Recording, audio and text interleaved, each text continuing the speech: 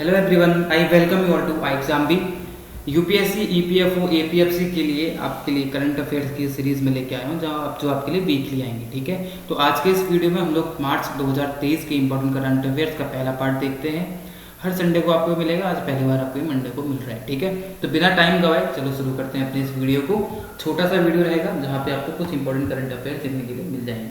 चलिए, According to SIPRI report, which of the following countries is not among the top 3 largest suppliers of arms to India for 2018 to 2022? 2018 से लेकर 2022 के बीच में SIPRI की report के अनुसार कौन सी इनमें से एक कंट्री है जो कि टॉप 3 लिस्ट में नहीं आती है भारत को हथियार सप्लाई करने के मामले में? तो सिप्री की रिपोर्ट के अनुसार रसिया, फ्रांस और साउथ अफ्रीका क्रमशः फर्स्ट, सेकंड और थर्ड नंबर पे आते हैं जब हम आर्म्स को सप्लाई करने की बात करते हैं। तो ऑप्शन नंबर सी, चाइना एक ऐसी कंट्री है जो कि यहाँ पे नहीं आएगी, टॉप 3 कंट्रीज में नहीं आती है इंडिया के लिए। ठीक है, चलिए, सिप्री क्या है? सिप्री है Stockholm International Peace Research Institute, इसको बोलते हैं सिप्री, जिसकी स्थापना 6 मई 1966 को हुई थी।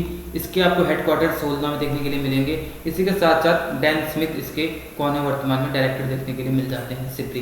तो ये है, और इसके साथ साथ एक इंपॉर्टेंट बात ही बताते हैं कि 2018 से 2022 के बीच में भारत एक ऐसा देश है जिसने विश्व में सबसे ज़्यादा आर्म्स को इंपोर्ट किया है इस कैटेगरी में। ठीक है, तो इंपोर्ट करने वाला सबसे ज़्यादा कौन सा देश? भारत। हालांकि पिछली रिपोर्ट यानी कि जो 2013 से 17 के बीच की बात थी उसमें, और अब 18 से 22 के बीच में बात करते हैं तो यहाँ पे 11% की गिरावट इंपोर्ट में आई है भारत के लिए।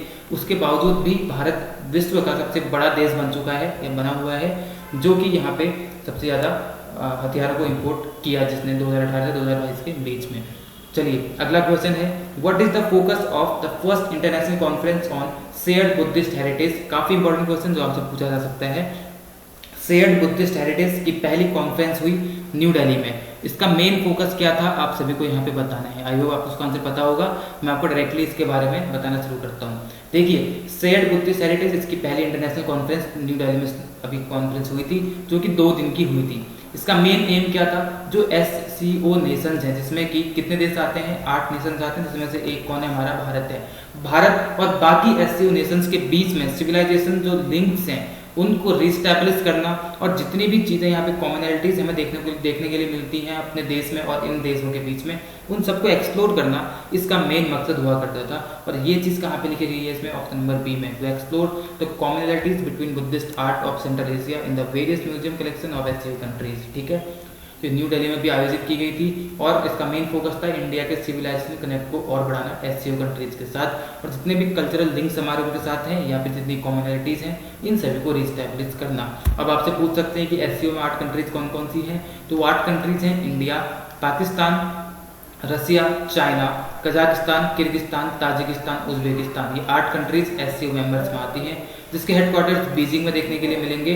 और इसकी स्थापना कब हुई थी? 15 जून 2001 में इसकी स्थापना हुई थी। किसकी? SCO की। ठीक है, चलिए आगे बढ़ते हैं। Which of the following countries is not the member of Shanghai Cooperation Organisation? कौन सी कंट्री इसमें से मेंबर नहीं है SCO का? तो SCO में भी आपको बताया था कौन कौन से? इंडिया, पाकिस्तान, चाइना, रसिया, कजाकिस्तान, किर्गिस्तान, ताजिकिस्तान, उज्बेकिस्तान। ये हैं, तो ए और बी इसका आंसर नहीं होने वाला है, सी और डी में से होगा। 4 कंट्रीज हैं जो कि जिनको ऑब्जर्वर स्टेटस का दर्जा यहाँ पे हासिल है। कौन कौन सी कंट्रीज हैं? मंगोलिया, बेलारूस, ईरान और अफगानिस्तान। इन 4 कंट्रीज को ऑब्जर्वर स्टेट का दर्जा यहाँ पे दिया गया है। तो मंगोलिया कहीं ना कहीं इसका मेंबर इनडायरेक्टली बन जाता है, तो इसलिए इसका आंसर क्या हो जाएगा? जापान हो जाएगा।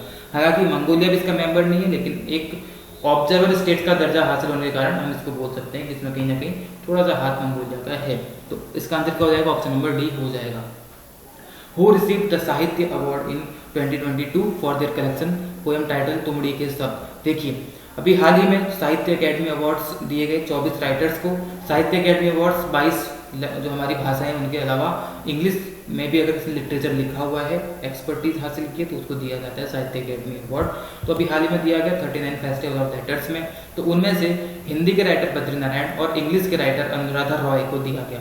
बद्रीनारायण को दिया गया तुमड़ी के शब्द के लिए, और अनुराधा रॉय को दिया गया all the lifes we never lived के लिए। ठीक है, यहाँ पे पूछा गया था तुमड़ी के शब्द के लिए, तो किसको दिया गया? यहाँ पे बद्रीनारायण को दिया गया, और अनुराधा रॉय को दिया गया the lifes we never lived. ठीक है, इसमें 1 लाख रुपए का कैश प्राइज, एक कॉपर प्लेट और एक स्टॉल यहाँ पे दिया जाता है। अगला क्वेश्चन है what is the length of world's longest railway platform inaugurated by Indian prime minister at Shri Siddharoodha railway station in Hubli Karnataka. Karnataka Hubli में एक वर्ल्ड का सबसे बड़ा रेलवे स्टेशन अभी हाल ही में प्लेटफॉर्म बेसिकली इनॉग्रेट किया गया, तो वो उसकी लेंथ कितनी आपसे पूछी जा रही है। उसकी लेंथ है 1.5 किलोमीटर यानी कि 1500 मीटर, जो कि आपको ऑप्शन नंबर 1 में देखने के लिए मिल जाएगा। साथ ही साथ आपसे पूछ सकते हैं कि दूसरा सबसे बड़ा प्लेटफॉर्म कहाँ पे है, तो गोरखपुर सिटी जो कि यूपी में है।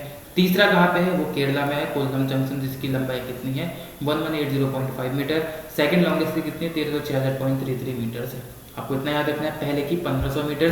सही आंसर क्या हो जाएगा, आपको ऑप्शन नंबर 1 हो जाएगा। ठीक है, इतनी जानकारी यहाँ से मिलती है। NSRC जो एक लैंडस्लाइड एटलस इंडिया का जो कि NRSC लॉन्च करता है या इनोग्रेट कर मतलब पब्लिश करता है, डेटा रहता है कैप्चर किसका, इसरो के द्वारा। तो उसमें 10 वर्स्ट अफेक्टेड डिस्ट्रिक्ट कौन कौन से हैं आपको बताने हैं। सबसे ज्यादा रिस्क में कौन से दो, सबसे पहले आपको बता देना चाहिए कि इनके अनुसार सबसे ज्यादा रिस्क में लैंडस्लाइड के रिस्क में कौन से दो स्थान आते हैं, तो वह रुद्रप्रयाग और टिहरी गढ़वाल जो कि उत्तराखंड के दो डिस्ट्रिक्ट हैं।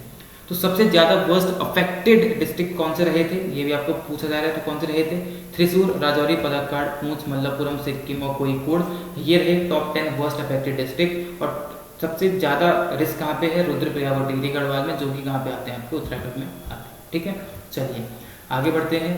द पावर ऑफ ह्यूमिलिटी, ये एक बुक है PV रमन मूर्ति की। इसका मेन फोकस एरिया क्या है आपको पूछा जा रहा है, तो इसका मेन फोकस एरिया क्या है, एक लीडर के पास क्या क्या कैरेक्टरिस्टिक्स और पर्सनैलिटी ट्रेट्स होने चाहिए ताकि वो ह्यूमिलिटी शो कर सके और सक्सेसफुल हो सके अपनी लाइफ में। ये चीज़ इस बुक में दिखाई गई है, द पावर ऑफ ह्यूमिलिटी। तो ये कौन सा ऑप्शन हो जाएगा, आपको ऑप्शन नंबर C हो जाएगा। डायरेक्ट क्वेश्चन है, काफ़ी चर्चाओं में बुक आई थी, इसलिए क्वेश्चन मैं आपके लिए यहाँ पे लेके आया हूँ। ये बुक आपसे पूछी जा सकती है। ठीक है, चलिए आगे बढ़ते हैं। NISAR has been launched by, एक सैटेलाइट निसार है जो कि NASA ISRO sympathetic aperture radar है, इसको किसके द्वारा डेवलप किया गया है, तो जॉइंटली डेवलप किया गया है नासा और इसरो के द्वारा। इसका फुल फॉर्म भी यही है, NASA ISRO sympathetic aperture radar. ठीक है, नासा ने इसरो को अभी हाल ही में इसको दे दिया है। ये मेन क्या करेगा, जो भी आइस मास है अर्थ पे और जितना भी यहाँ पे सरफेस है या पानी है उसको मेजर करेगा, उसकी क्वालिटी के बारे में देखेगा, यहाँ पे कब कब नेचुरल कैलेमिटीज आ सकती हैं और क्या क्या खतरे हैं उसको ऑब्जर्व करेगा, उसके बारे में डेटा प्रिपेयर करेगा। ठीक है, तो नासा की स्थापना 29 जुलाई 1958 को, इसरो की 15 अगस्त 1969 को हुई थी। हेडक्वार्टर्स नासा के वाशिंगटन में और इसके बेंगलुरु में है। ठीक है, तो ये चीज़ आपके लिए इंपॉर्टेंट यहाँ पर हो जाएगी। अभी हाल ही में एक स्पीसीज मिली, कौन सी, मिमिसिमा साइक्लोनी, एक मॉथ स्पीसीज है। ये कहाँ से बिलोंग करती है, कौन से स्टेट्स में ये मिली आपको बताना है। देखो सिलोनी का है, यानी कि लास्ट टाइम कहाँ मिलती है, श्रीलंका में। सिलोन किसको बोलते हैं, श्रीलंका को। ठीक है, तो लास्ट टाइम श्रीलंका में देखी गई थी, लेकिन अभी वर्तमान में कहाँ देखी गई है, ये क्वेश्चन मैं आपके लिए छोड़ के जा रहा हूँ। इसका आंसर आप सभी को देना है कमेंट सेक्शन में। ठीक है, ये छोटी सी वीडियो जहाँ पे आपके लिए इंपॉर्टेंट करंट अफेयर्स में लेके आया था, काफी इंपॉर्टेंट आपके लिए। आई होप आपको पसंद आया होगा। आने वाले वीडियोस में हम छोटी छोटी वीडियोस लाएंगे जहाँ पे आप अन्य करंट अफेयर्स के यहाँ पे पाएंगे। ठीक है, thank you all and be 50% faster.